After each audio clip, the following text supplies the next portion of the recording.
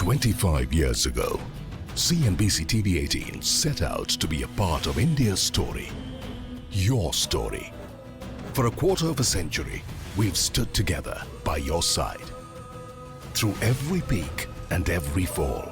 We see CNBC, the TV, and there's great content in it and great viewership. Navigating the tides with you and becoming your trusted partner and investment ally. I must say I don't watch business channels, but if I do watch, I watch CNBC. Turning your dreams into legacies. And my memories go back to you being a single room studio, to being such a huge facility, and I think from having a few thousand viewers to maybe having millions of viewers. As we celebrate 25 years of shaping India's economic story, we reimagine the future of India's economy, a future we will continue to build together. 25 years of CNBC TV18. Let's begin the next chapter together.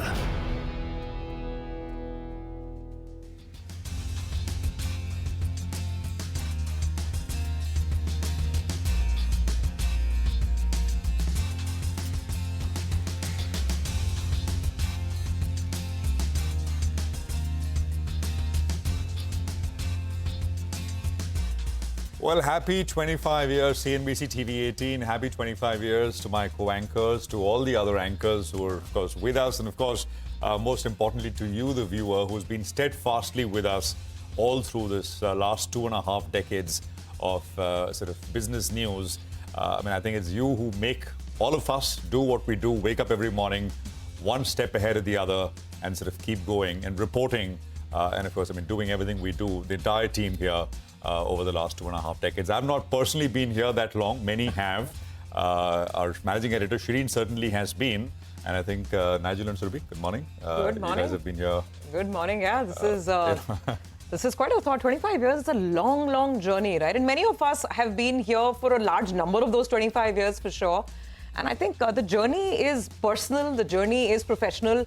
The journeys of the country and the economy, we've seen so much change, reporting on these markets, talking about how that equity revolution needs to start and all, from a country that didn't know anything about it. I remember I was from Delhi.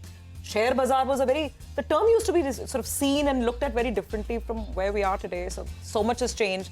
And I dare say it's all changed for the better. Well, that's right.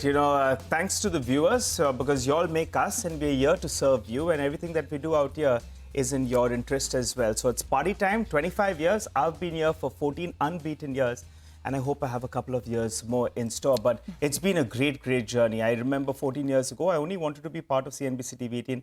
I'm glad I've stuck on this long. Absolutely, Nigel. And, I'll tell you how it's like when they say, Xerox stands for photocopy, right? Yeah. It's a Xerox kar do. Yeah. The brand I'll give you an example. product. I've told this earlier as well. This is at a time when I was not with CNBC. I remember I just moved to Bombay and I was at the Phoenix Mall, which is next door. Yeah. And a few people stopped me, and and I was not with CNBC, and they all looked at me and they said, "Well, aap CNBC pe bada acha bolte hain." That's essentially business. Essentially means CNBC TV18. It has meant CNBC TV18 for the last 2.5 decades, and we strive to do this for another 2.5 more. And get you the best and most incisive analysis as far as markets are concerned. So let's kick it off with what you need to know with the markets overnight. It's one step ahead of the other. It's day on day, and things are changing. Not so much as we wrap up into the end of the year, but it's certainly an interesting time. A small dip. By the way, as I say this, Wall Street session was the exact opposite of what we had here in India. Here in India, you had this thriller movie on the Nifty playing out with all the swings and up and down. On Wall Street, it was mostly consolidation, and right to the end, there was a small dip and the market closed down. The S&P was down a little bit, 0.19. NASDAQ was down about 0.16%. The dollar index, by the way, it broke below its psychological handle of 106. Now, this is interesting. Last Friday on Editors Roundtable, I was sort of making the point on currencies, largely on currencies, and the fact that why the dollar perhaps may be a little lower, because everything which makes the dollar index is looking a little stronger. So the dollar index down about 0.6%. We're back at about 105.72. Most of the move in the dollar was driven by the Euro USD. The Euro USD popped towards 1.0585.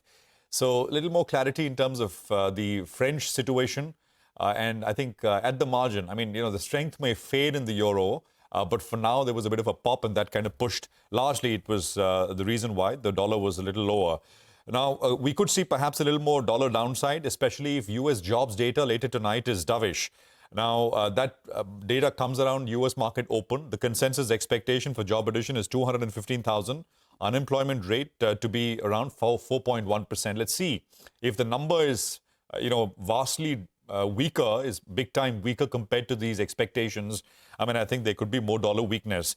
But mind you, this most likely has, will be seen as temporary, because the the bigger overlay, macro overlay, is Trump and everything that he wants to do, and that's dollar bullish. So even as maybe, we'll see what happens, but USD strength into the first quarter 2025 is the larger expectation.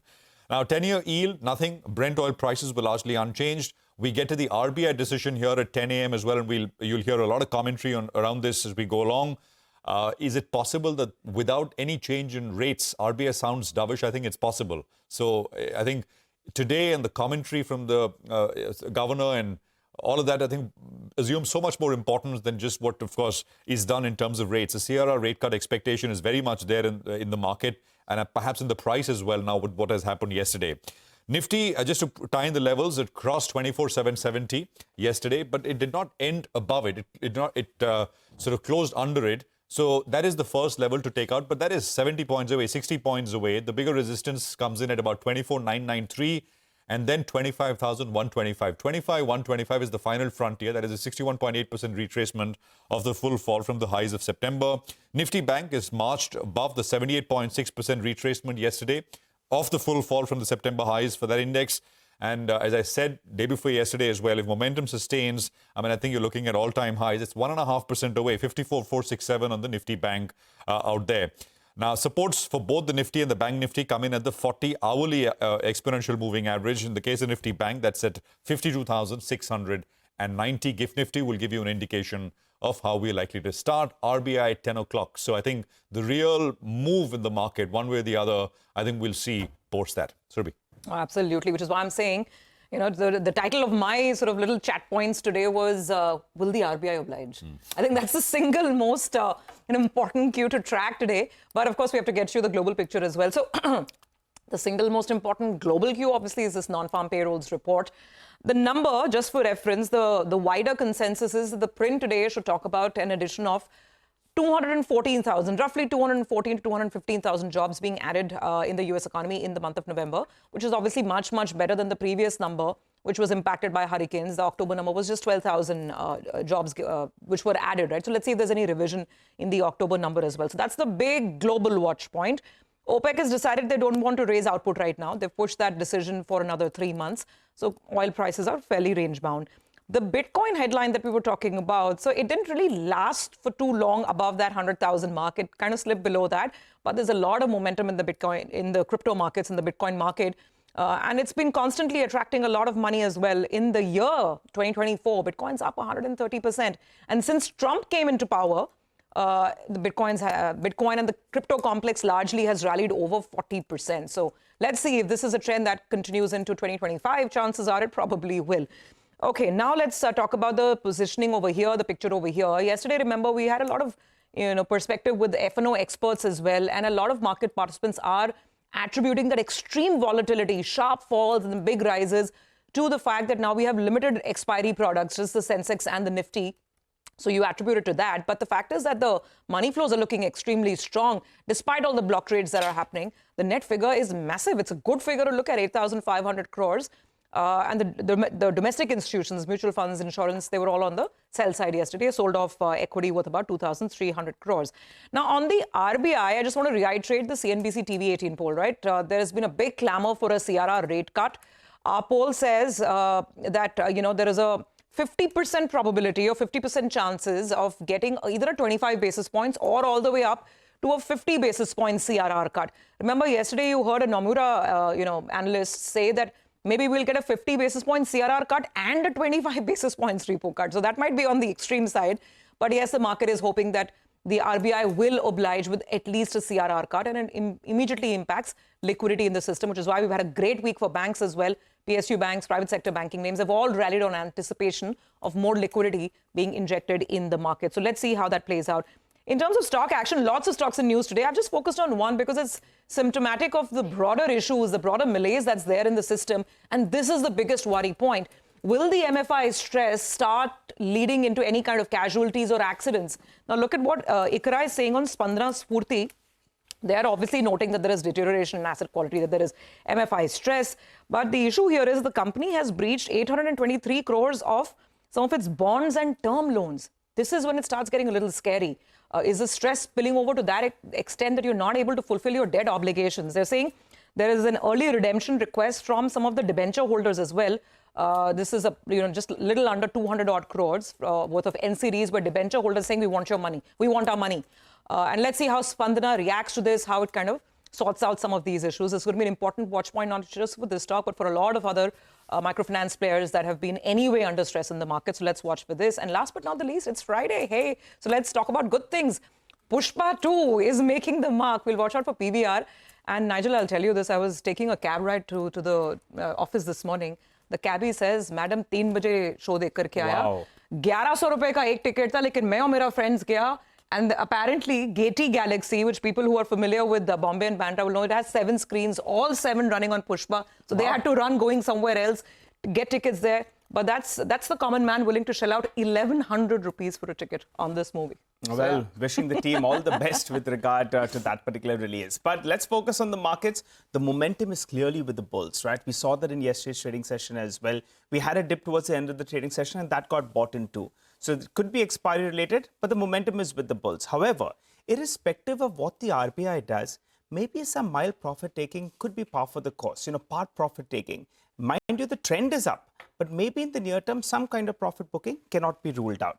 Now, in yesterday's trade, we had the options expiry that played out, and there was a short covering bounce that played out. The Nifty as well as the Nifty Bank, both of them, the open interest was lower, while both those two indices ended higher in trade. And just take a look at the FI positioning. Well, the short positioning from around 70-75%, that's come down to around 56%. And a bar graph will tell you the picture out there. Just in a matter of few sessions from the start of the series, which is exactly a week or so ago, those short positions have halved. From more than 1 lakh contracts, it's come down to 45,000 contracts, which is the lowest net short positions we have seen all the way since the first week of October. So that's the kind of short covering bounce, and that's the power of short covering. Moving to the client side, they have got it right. We have mentioned this even at the start of the series, which was last Friday, that the clients have been getting it right. For November, it was a bit of an off month because the index ended down by close to 100%. However, in this rise that we've seen, they are booking some part profits. So their long positions, in fact, is sub that 1 lakh contracts for the first time all the way since the first week of October as well. Moving to the options data, 24,700 call, 24,700 put, both of them were fairly active. Which brings us to the levels then. The reference point you're looking at out the downside is around 24,500 mark because that was a bit of a resistance, the mark when the markets are moving up. So that becomes a reference point down. 24,000 crucial because that's a 20 DMA. And yesterday's high, you want to get past that for a fresh breakout on the upside. So that's a bit of a resistance zone out there.